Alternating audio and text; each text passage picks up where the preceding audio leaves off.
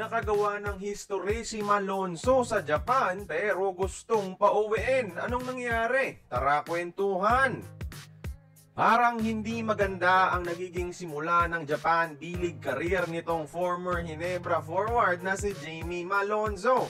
Nakakailang laro na at 2 puntos kada laro lang yung average niya in less than 5 minutes per game, mga idol. Kahit na ganyan, nakagawa pa rin ng history at record itong si Jamie Malonzo para sa kanyang kupunan ngayong season sa B-League. Pero maling record at nakakahiya, mga idol. Dahil sa laban kontra Shiga Lake Stars, naglaro lamang si Jamie Malonzo ng 1 second. 1 segundo, mga idol. At yan yung pinakamaikling playing time sa buong Japanese B-League ngayong season, at least for now. Kita mo, wala tayong masyadong video highlights sa kanya dahil di rin naman pinapalaro. Kasalungat ito sa role niya sa Ginebra na kulang na lang ibabad ni Coach Tincon buong laro. Wala atang tiwala sa kanya ang coach ng Kyoto Hanaris, mga idol. Pero lahat naman ng desisyon ng coach nag-uugat sa practice, mga idol, di ba? Kung magandang ipapakita mo sa practice, syempre, re-rewardan ka ng playing time. Pero pag pangit, syempre, babangkuin ka. Hindi magre-risk sa'yo yung coach, mga idol. Baka ganun nga ang problema kay Malonzo, baka bano sa practice, ewan ko lang.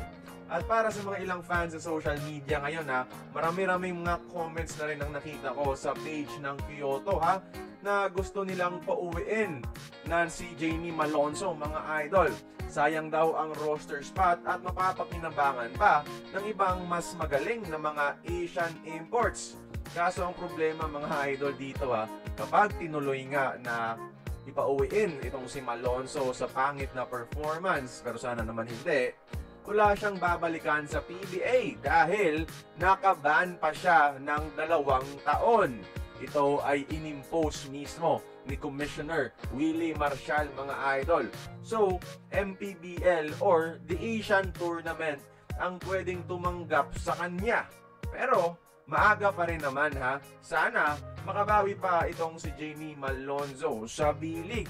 Pero for now, mga idol, at least in the first few games, mukhang mali yata na iniwan nitong si Jamie Malonzo ang magandang role sa Ginebra sa PBA.